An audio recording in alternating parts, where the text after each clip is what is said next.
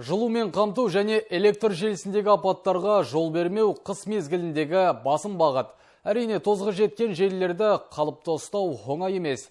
Дегенмен тиісті жұмыстар жүріп жатыр. Бұл турасында өңірлік коммуникациялар қызметінде өткен брифингте облыс әкімінің орынбасары Темірхан Меңдіғалиев баян етті.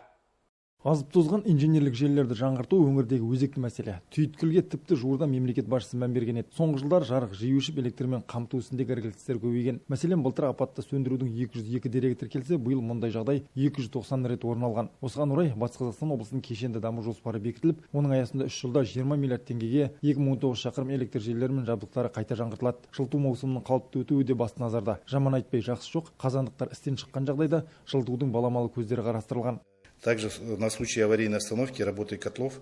Қазандықтардың жұмысы авариялық тоқтаған жағдайда тауарлы газбен жылытудың мүмкін болмау кезінде жылу электр орталығы қоймасында 2548 тонна көлемінде мазут отыны бар. Қамтылу көрсеткіші 75% құрайды. Қалған 25% бекітілген кестеге сәйкес жылыту маусымы кезінде жеткізілетін болады.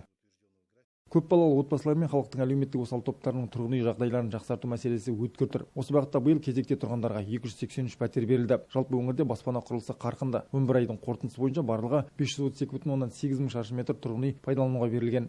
Годовой план ввода жилья по Западно-Казахстанской области 2022 жылы қуатты өңірлер ел дамуының драйвері ұлттық жобасы шеңберінде 16 көпқабатты тұрғын үй және ауылдық жерде 71 тұрғын үй құрылыс жүргізілуде. Барлығы 2712 пәтер. Жыл қорытындысы бойынша бюджет қаражаты есебінен 4 қабатты тұрғын үй мен 56 тұрғын үйді пайдалануға беру жоспарлануда. Барлығы 645 пәтер.